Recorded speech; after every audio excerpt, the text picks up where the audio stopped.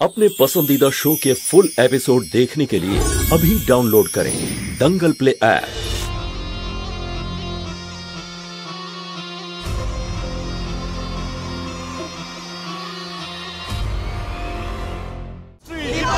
आनंद industry, आनंद industry, आनंद industry, आनंद industry, आनंद industry, आनंद industry, आनंद industry.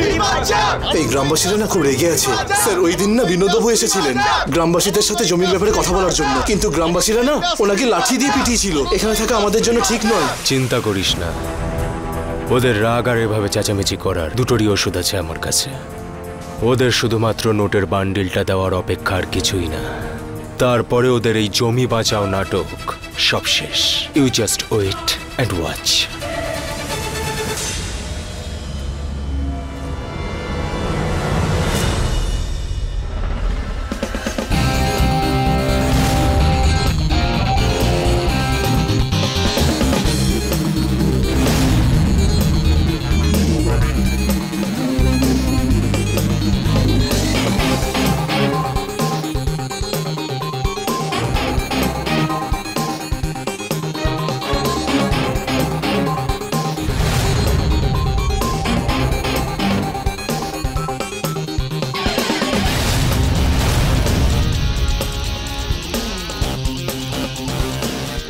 আমার কাছে আপনাদের জন্য এর থেকেও বেশি টাকা রয়েছে। এতটা আছে যতটা আপনারা ভাবতেও পারবেন না। তোমরা বড় লোকেরা আমাদেরকে এখানে টাকা দিয়ে কিনতে এসেছো? এই জমি আমরা বহু বছর ধরে আগলে রেখেছি। জমি আমাদের কাছে ভগবান, এর উপরে নির্ভর করে আমরা সবাই বেঁচে আছি। টাকা হয়তো একদিন শেষ হয়ে যাবে, কিন্তু আমাদের জমি আমাদের কখনো ঠকাবে না। এই জমি আমরা কোনোদিন দেব না, বুঝতে পেরেছো বাবু?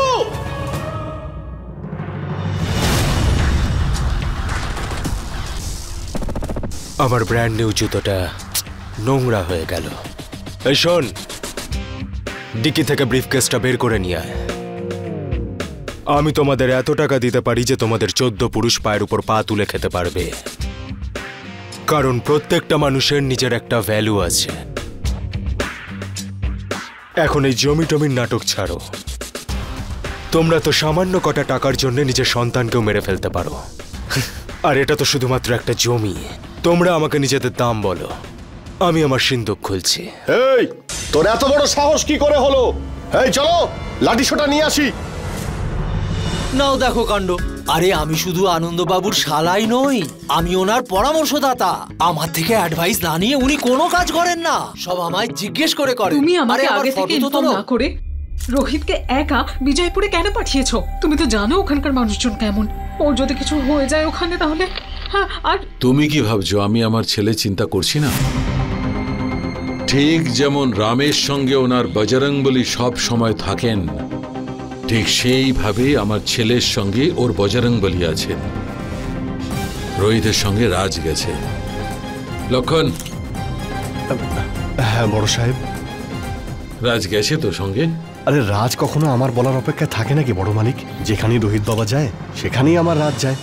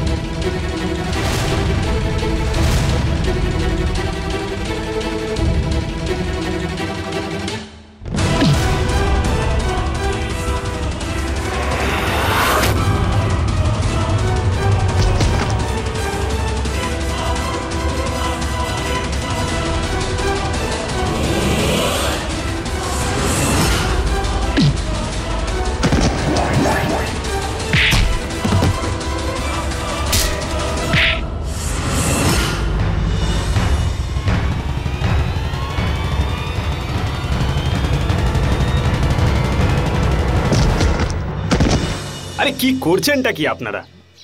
হ্যাঁ, মানে আপনারা সবাই মিলে একজোট হয়ে ছোট মালিককে মারতে যাচ্ছেন?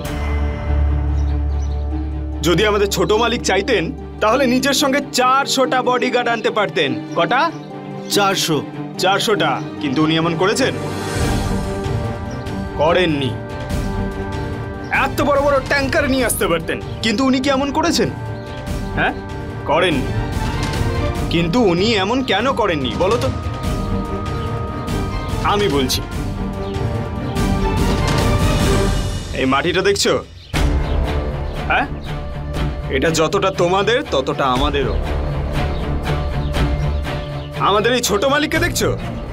উনি এটা নষ্ট করতে নয়, সেটা কিনতে এসেছেন। আর হ্যাঁ, আমাদের এই ছোট মালিক না, উনি নিজের উন্নতির সাথে সাথে তোমাদেরও উন্নতি করতে চান। এইবার তোমরা আমাকে একটা কথা বলো, এই জমিতে যদি একটা হাসপাতাল বানানো হয় তাতে লাভবান কারা হবে? আরে বলো, যদি কলেজ খোলে তাহলে কাদের বাচ্চারা পড়বে? আরে বলো, তোমাদেরই তো। এবার এই জমিতে হাসপাতালকে তৈরি করলো, হ্যাঁ, কলেজকে তৈরি করলো। আরে খোলো, তোমাদের এই মাথার দরজাটাকে খোলো, ওতে বুদ্ধির একটু হাওয়া লাগতে দাও।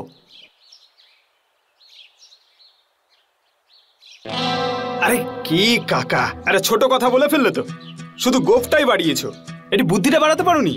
হ্যাঁ, শোনো সবাই, আমাদের এই ছোট মালিক না, ইনি গরিব আর বড় লোকের মধ্যে ভেদাভেদ করেন না।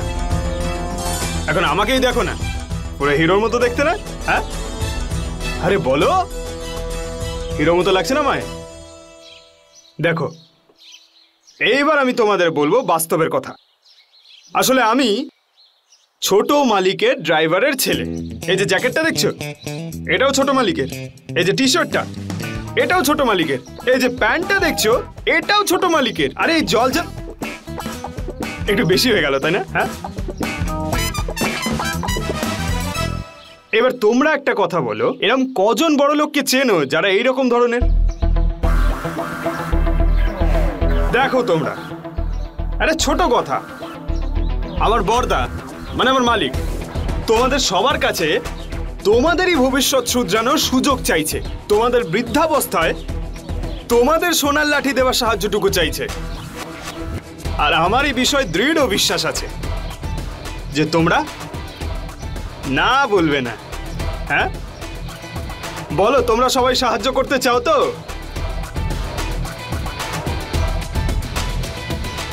আরে হ্যাঁ বা না বলো।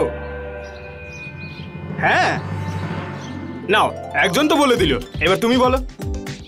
হ্যাঁ, এবার সবাই মিলে বলো।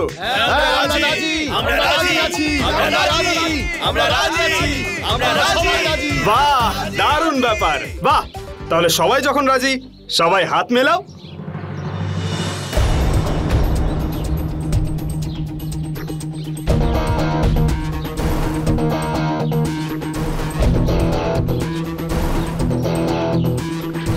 চলো, এবার কাজ শেষ হয়ে গেল। হ্যাঁ, পরে আবার দেখা হবে, ঠিক আছে? এবার যে টাকা বুঝে নাও আর যাও। হ্যাঁ, যাও যাও।